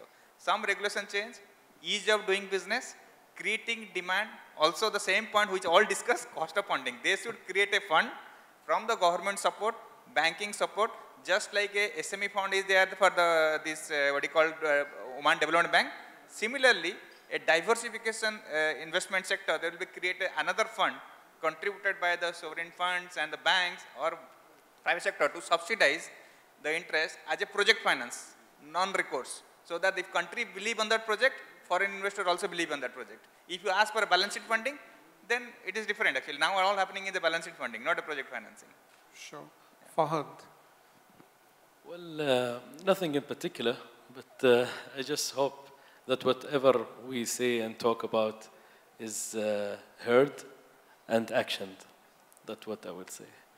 Sure. Hassan. All right. Before I give my list, I would like to comment on the national talent which you have mentioned. I believe the sector, whether it's real estate in particular and construction, we have a lot of opportunities for Omanis to be groomed and open up new eras and verticals. When we talk about real estate valuation, for that matter, we don't have many Omanis who are qualified in this industry. And today the demand is increasing as banks regulations are becoming more restricted, and people, the mortgage business is also increasing in the country. If you talk, for example, about specialized brokerage, whether it's commercial brokerage, whether it's ITC brokerage, these are all skills which I think we need to develop Omanis and create opportunities for them. That also will help us into bringing the standards market of the markets up. It also will give opportunities for Omanis to have their own offices. Whether we talk about facilities management, there are a lot of my colleagues can tell more than me. They are the experts in that field. We talk about landscaping for that matter. We talk about property management. Most of the verticals of the real estate and construction, I think we have a lot of opportunities, and I have personally done a small study about how big are these opportunities in terms of how much revenue is generated per annum in each of these verticals, and how if this revenue is being distributed towards different offices. So I think of course we need to make it even bigger, but we have enough critical mass to make such a statement. As far as my wish list is concerned for 2022, I have only 3 words: execution, execution, execution. Pretty well said, Hassan. The final word, Asim. Well, I think we've been, over the past few years, always in touch with the government, trying to collaborate, trying to advise, try to share grounds in order to improve the business environment. I think what I hope to see in 2022 is more bold and responsive approach from the authorities. I think they might take their own time in terms of reviewing, assessing all these things, but I think the businesses may not sustain until taking that long time to come up with a decision or regulations or putting this implementation in place. So definitely bold and responsive approach by the authorities would be best thing I would love to see next year. Sure. Thank you very much, gentlemen, for a very open and a very engaging discussion. We will try from our end, through our media platforms like Dossier, Oman Economic Review, OER Live, and Alam Al-Iqtisad, to disseminate the key takeaways from today's discussion, the major points which have come up, maybe some action points for the government, and maybe for the larger private sector as well, what needs to be done by them as well. We'll try to push the agenda through our media platforms among the relevant stakeholders and the public at large as well. Thank you very much. Thank you, gentlemen, for the interesting discussion. After some serious discussions, it's now time for celebrations. Time for the moment we've all been waiting for. Time to rejoice over the achievements of the industry. The awards this evening are aimed at recognizing overall excellence in the delivery of buildings, civil engineering, infrastructure, industrial projects, and real estate developments, along with allied sectors. Overall, we are going to present 36 awards this evening. We will be awarding the deserving companies, projects, professionals, and industry leaders this evening. Winners have been selected by the editorial board of UMS based on the nominations submitted on the dossier website, along with few special awards. To start the awards ceremony, we request His Excellency Dr. Khalfan al-Shuaili and Mr. Atulya Sharma and Mr. Saeed Al-Mashani, Deputy CEO of UMS, to kindly come on stage to present the awards. The award of the evening is for the Best Construction Safety Initiative. It goes to a company for the initiative It's Okay, People Focused Safety Training Program. Yes, the winning company is Douglas OHI.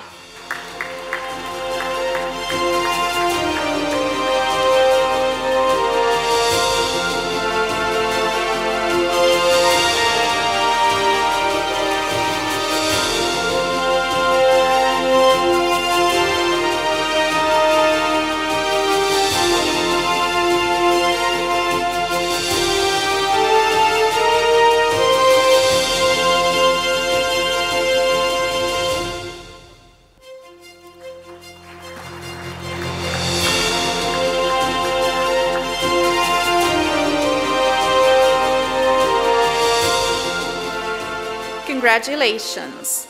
Our next award category is Best MEP Contractor. The winning company has been selected for their excellent work for Hotel Al Rayhan at Al Moj by Rotana project. It's none other than Bahwan Engineering Company.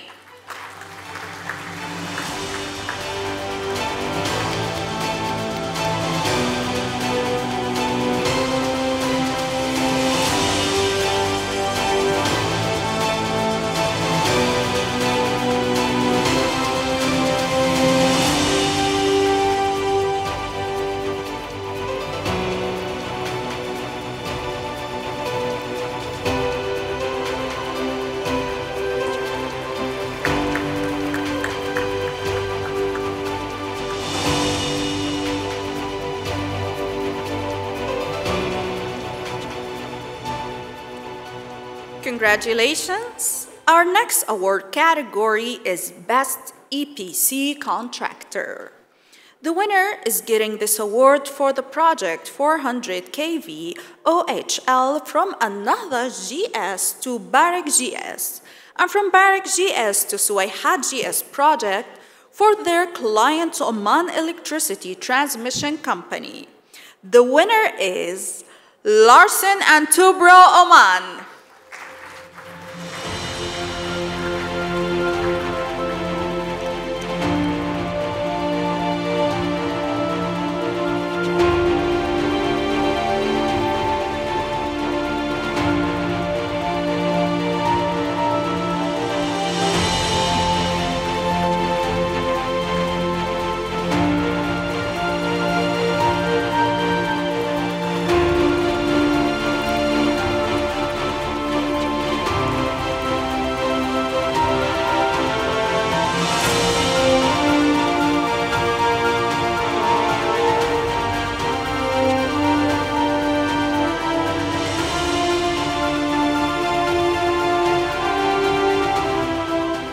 Congratulations, LNC.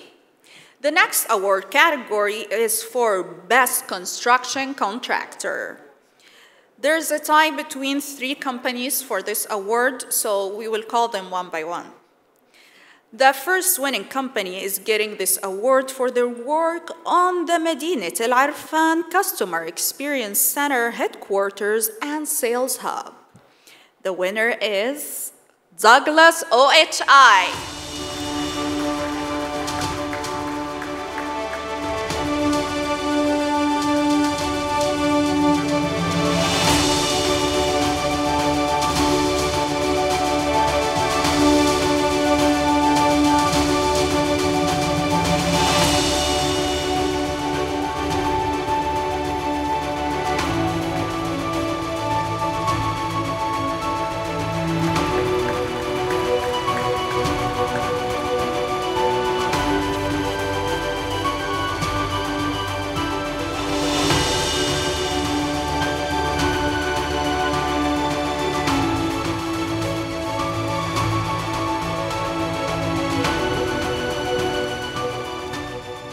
The second winner of the Best Construction Contractor Award is getting the award for their project improvement on Sultan Qaboos Street from Al Mawalih Interchange to Muscat International Airport Interchange for Muscat Municipality. Yes, the winner is Best Infrastructure Developers.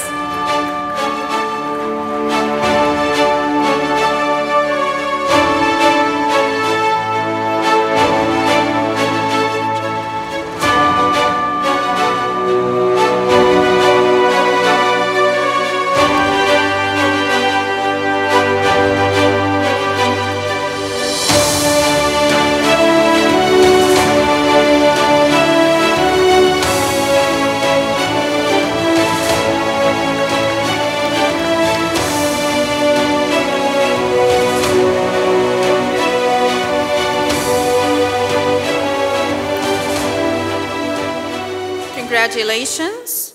And the third winner of the Best Construction Contractor Award is getting the award for their project 132/33 kV Ghala Heights Grid Station Project for their client Oman Electricity Transmission Company. Yes, the winner is Larsen and Toubro Oman.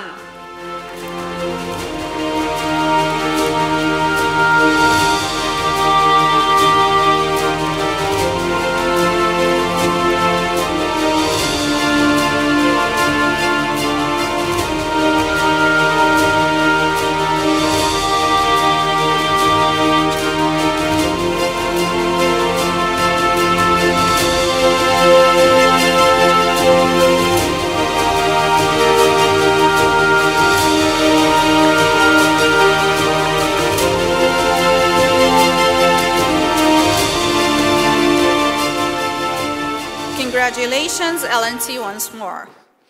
The next award category is for Best Manufacturer in Switchgears. The winning company is a pioneer in manufacturing low voltage and medium voltage switchgear products. And the winner is Al Hassan Switchgear Manufacturing.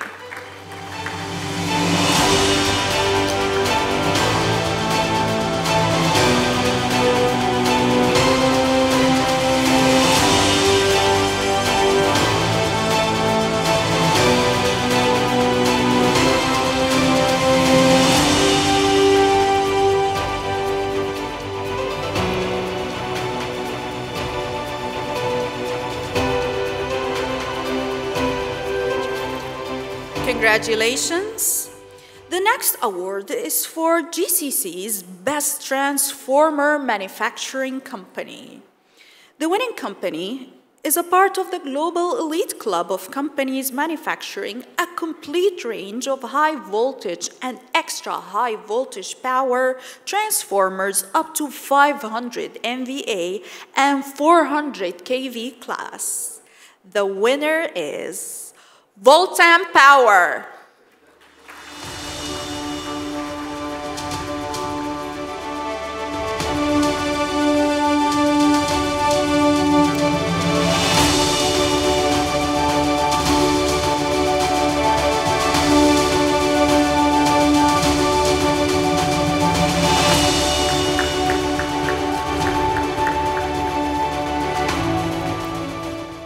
Congratulations. The next award is for Global Omani Company of the Year. This exclusive award goes to a company that is Oman's biggest cement producer with its own shipping fleet and operations network spanning the Middle East, Africa, and Indian Ocean. It's on course to become a 10 MTPA cement company very soon. Yes, the winner is Raisut Cement Company.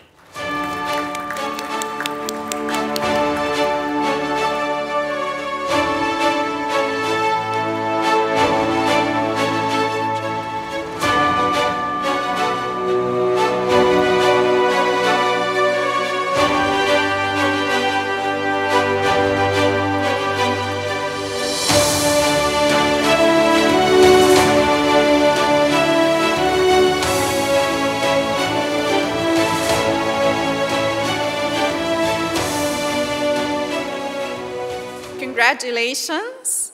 The next award is for Commercial Vehicle of the Year. This award goes to a popular light-duty truck equipped with Cummins engine, ZV transmission, and Dana axles from the #1 commercial vehicle brand in China. Yes, the winner is Photon Omar by Gulf Great Sands.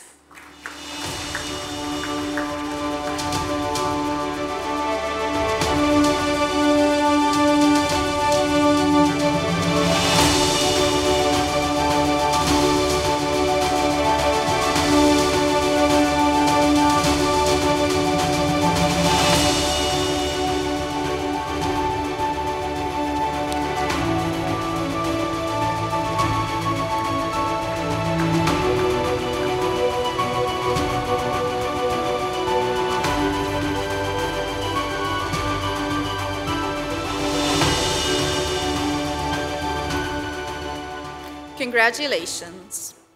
The next award is for Excellence in Integrated Facilities Management Services. This award goes to a leading facilities management provider with an excellent track record of over 15 years, earning an outstanding reputation in operations across the country, managing various IFM facilities. Yes, the winner is Al Usul IFM.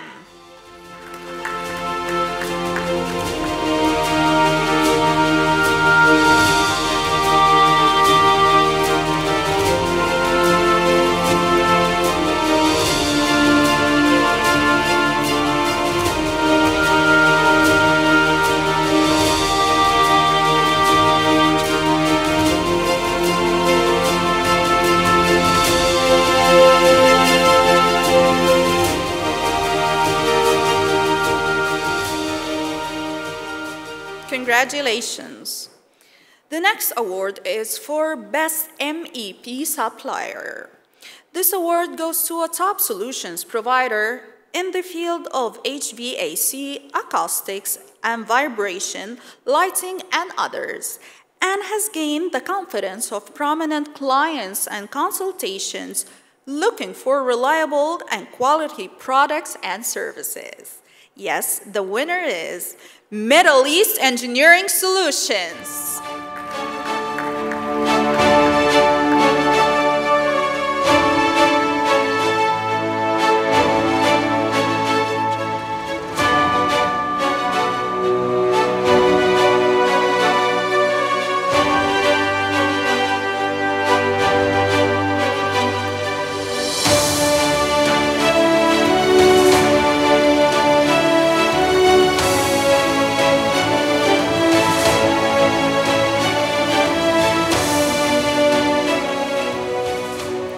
Congratulations. The next award is for Best Interior Design for a Restaurant Project. The winning company is getting the award for doing the interior design of Al Ghanaim, an Omani restaurant at Al Khawd. And the winner is Nexus Design Studio.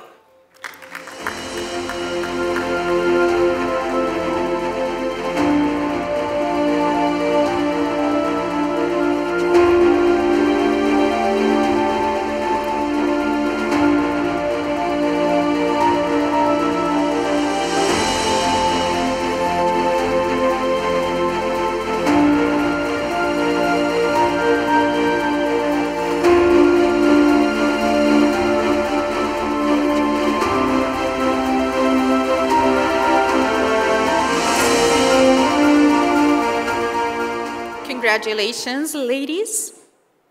The next award is for Best Interior Design for an Office Project. The winning company is getting the award for doing the interior design of the new office of their client, Oman Society for Petroleum Services, OPAL. And the winner is Tal Talati.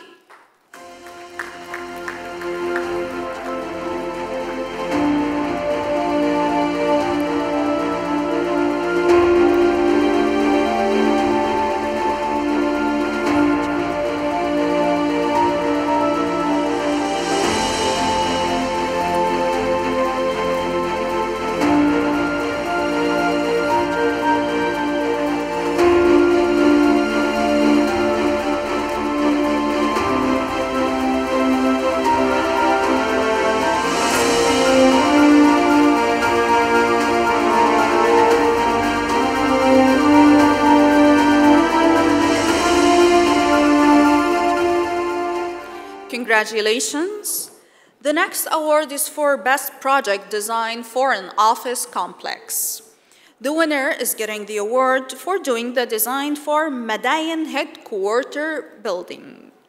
And the winner is Ayman Saif Al-Quri of National Engineering Office.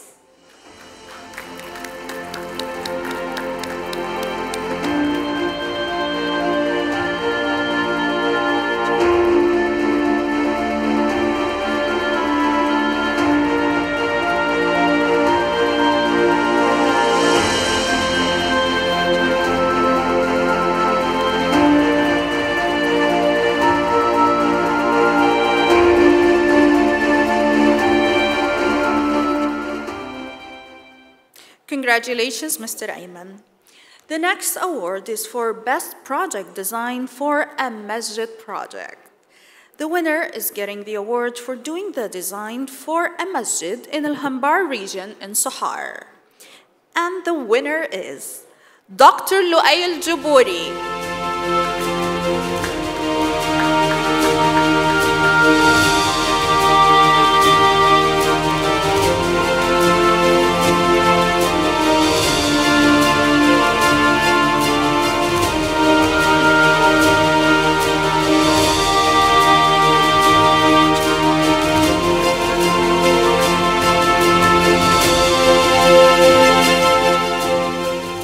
Congratulations, Dr. Lu'ay. The next award is for the Best Architects. The winner is a project architect with more than 8 years of professional experience spread over 3 countries. He is part of the Atkins, a member of the SNC Leveling Group architecture design team, and has been leading a multitude of projects, including Intercontinental Hotel Redevelopment Project and Sohar International Headquarters. The winner is Mr. Luis Mejias of Atkins.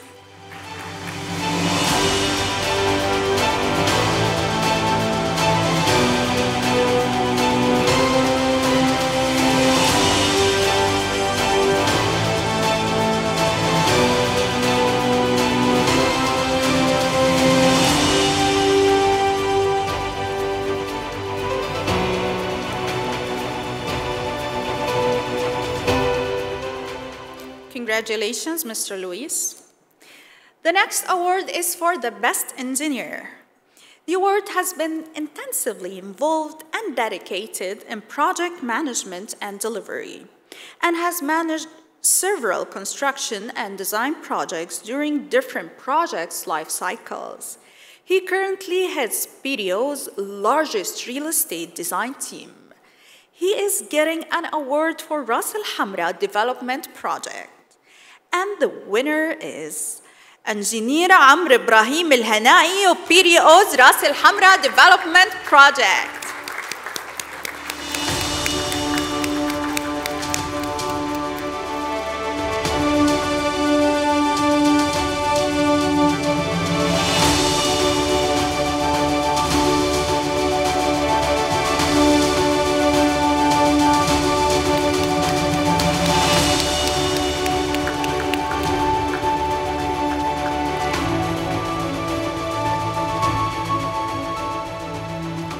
Congratulations, Engineer Amr.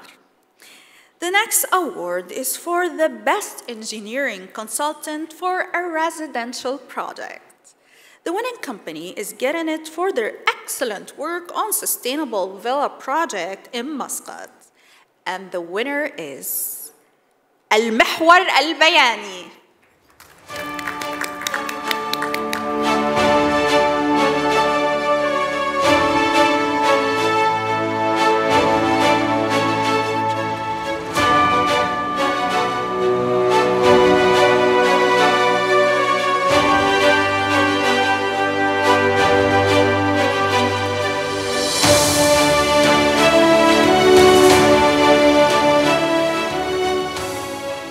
Congratulations. The next award is for Best Project Management Consultant for a Commercial Project. The winning company is getting the award for the Mall of Oman project. And the winner is Faithful and Gold.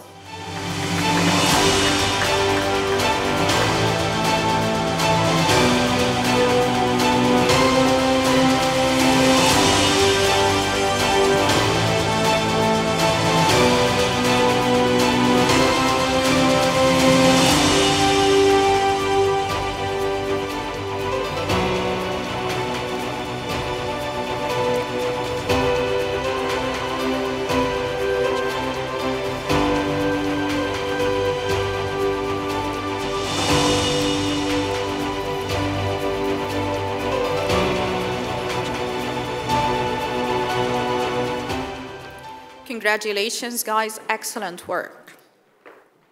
The next award is for Best Engineering Consultant for a Commercial Project. The winning company is getting the award for the Dan House Muscat, an international school for girls project. The winner is Design Group Engineering Consultants.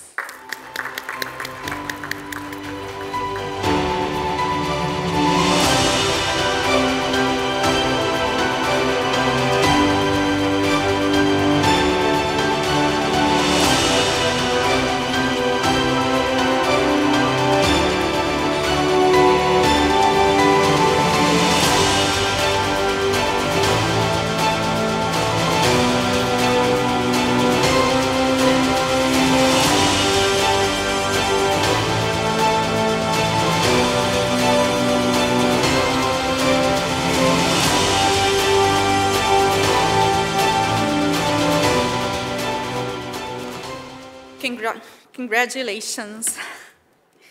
The next award is for Best Engineering Consultant for an Infrastructure Project.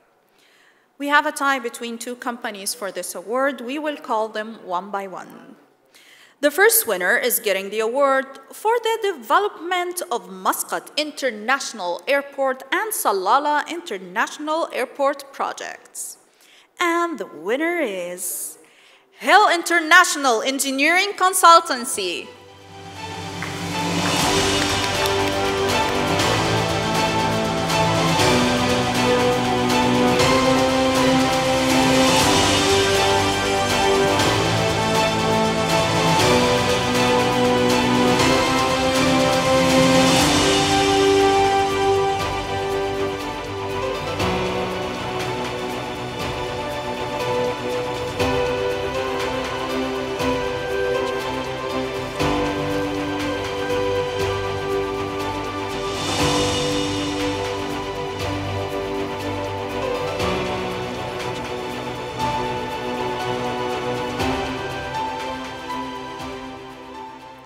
Congratulations, great work, guys.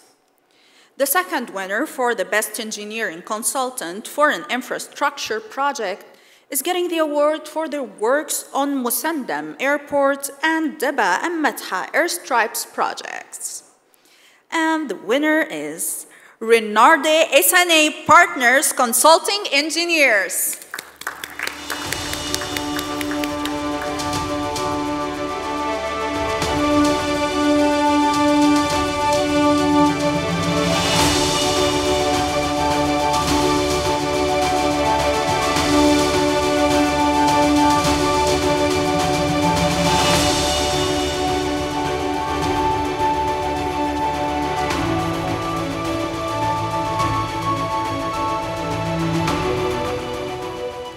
Congratulations, Renarde. The next award is for Best Engineering Consultant for an Industrial Project. The winning company is getting the award for the calcined coke plant project for Samvir Carbon in Sohar. The winner is Design Group Engineering Consultants.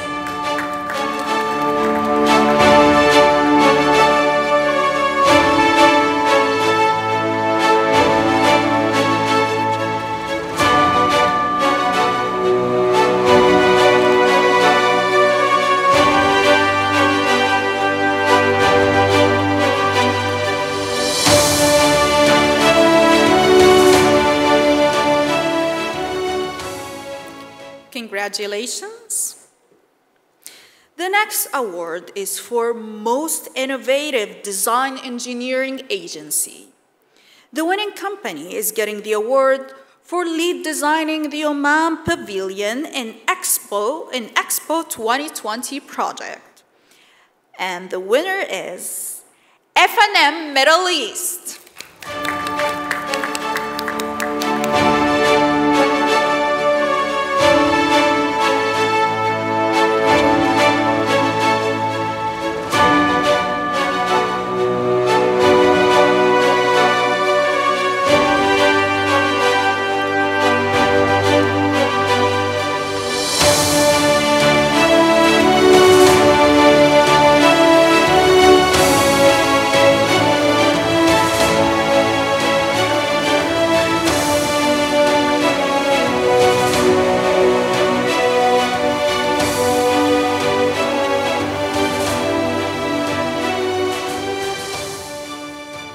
Congratulations. The next award is for the Claims Management Consultant of the Year. And it goes to Massim Projects.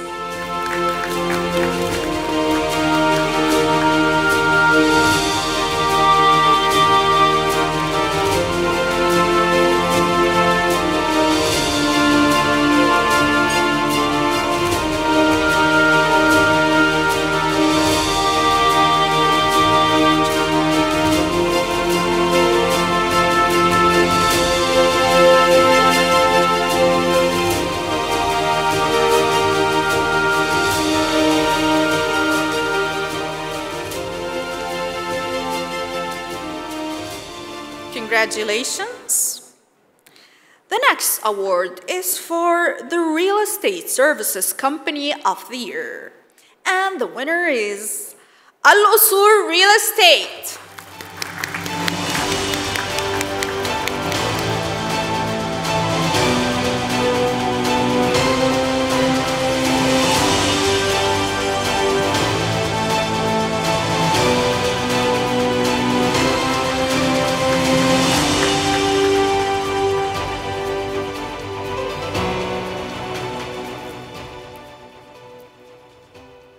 Congratulations.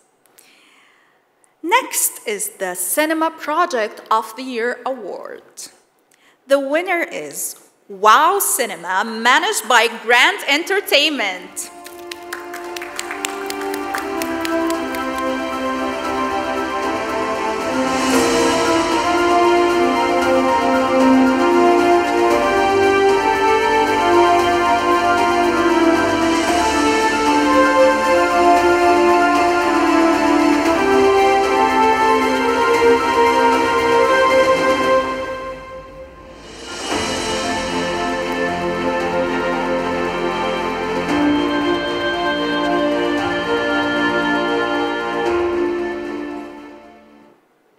Congratulations.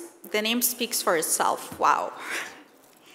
The next award is for Most Promising Mixed-Use Project. And the winner is Maysan Square Docom.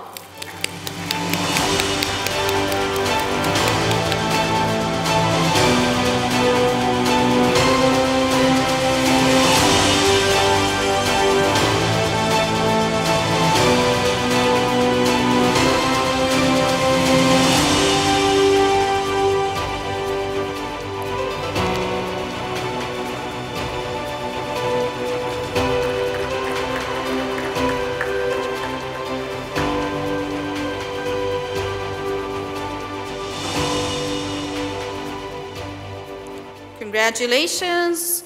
The next award for the Best Sustainable Project, and the winner is Ras Al Hamra Development Project.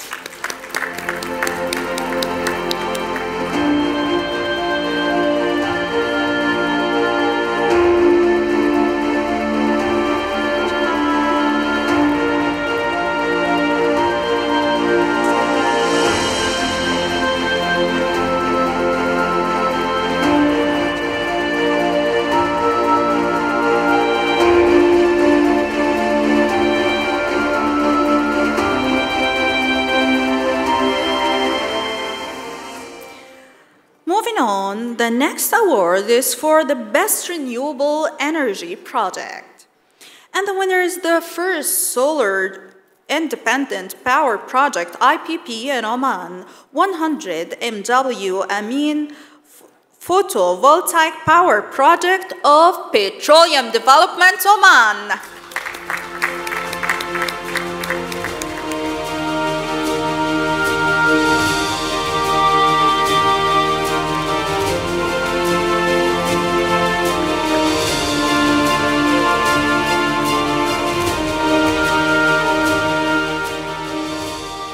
Congratulations, PDO. The next award is for the best oil and gas project. And the winner is the second largest and most technically complex project in the oil and gas majors history. This is going to be the fourth award for this company this evening, and well-deserved. The winner is Jabal Khuf project of Petroleum Development Oman.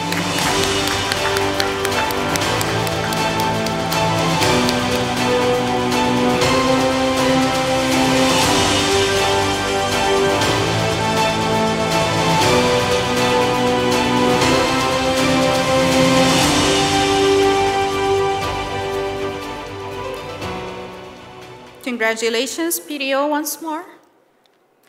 Now we are going to felicitate 4 personalities in the last set of awards for this evening. The first award is for CEO of the Year in Contracting segment. Under the winner's exemplary leadership, his company has bounced back from going into bankruptcy and emerged as a profitable organization in a short span. He led the company on growth path through acquisitions and diversification into new business streams successfully despite the pandemic-related challenges. The company's clients include PDO, Oxy, ROP, RCA, MOD, and Ministry of Transport, Communications, and IT, to name a few. The CEO of the Year in Contracting segment is Best Infrastructure Developer CEO, Mr. Anshuman Chakraborty.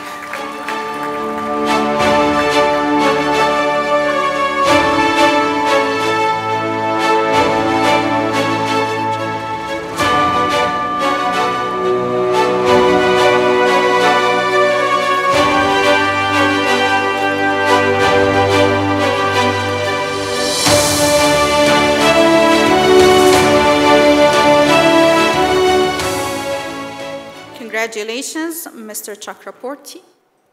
The next award is for the overall CEO of the Year across businesses.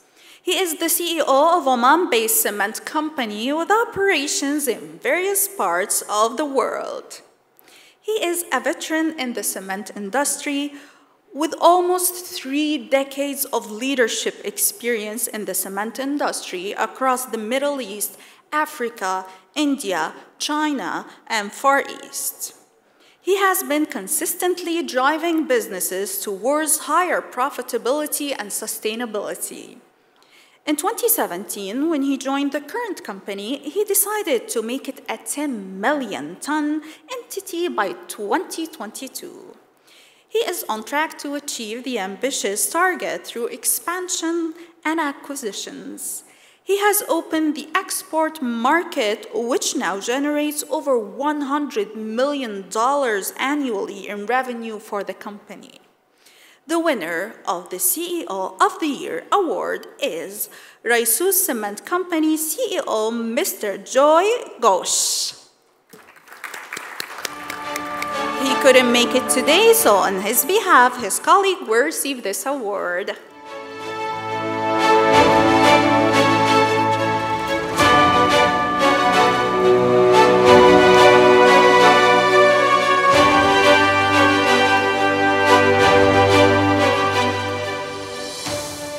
Please send our regards to Mr. Joy. Our next award for the evening is Business Leader of the Year.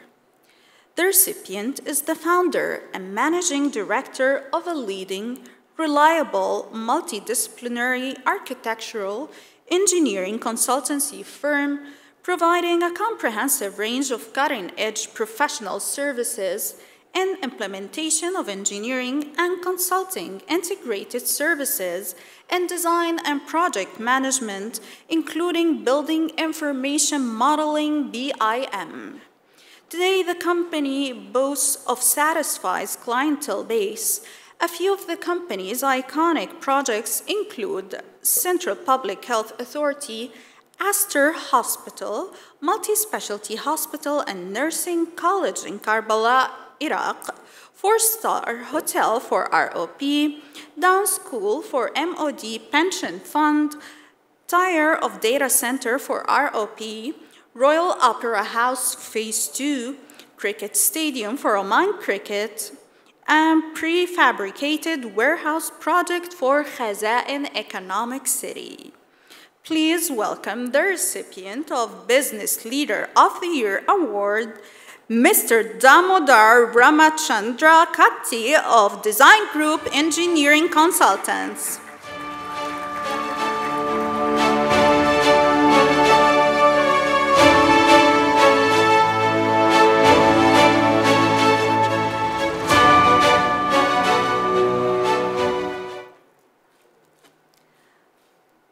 Mr. Damodar, could you please share a few words with us on this occasion? Thank you.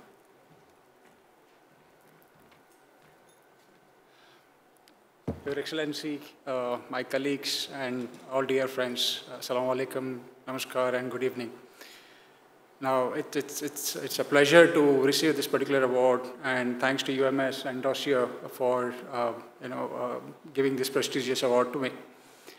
It goes without saying, a leader without a great team is nothing. So this particular award is to all my colleagues who have made this particular event such a successful one. Thank you so much for that. With an organization which started in 2010, we actually boost a strength of around 120 in professionals, highly technical people associated with us. We are trying to be innovative and then contribute towards His Majesty's vision of 2040 to make it more sustainable and economical in terms of adding value to the construction industry. Thank you so much. And then last but not the least, thanks to my parents, my family, and my dear colleagues out here. Thank you.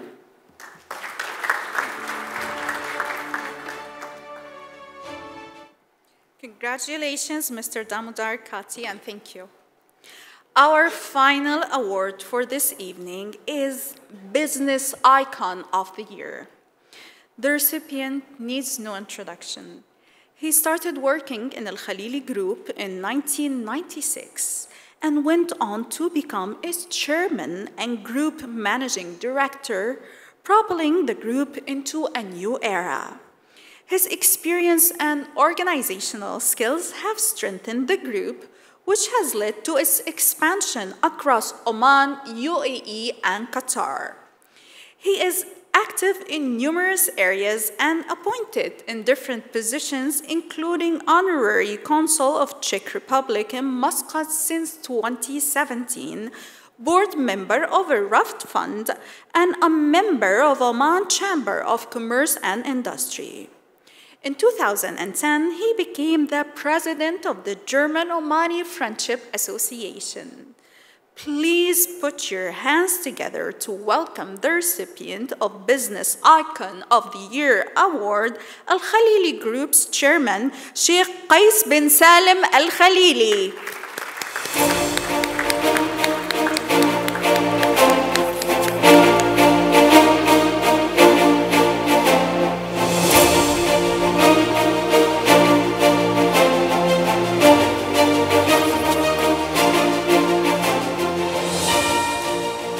Sheikh Qais, could you please share a few words with us? Sheikh Qais, could you please share a few words with us on this occasion? Congratulations. Mabruk. Thank you so much, Your Excellency, Mr. Atolya Sharma and Mr. Saeed Al-Mashani, for doing the honors. You may take your seats, please.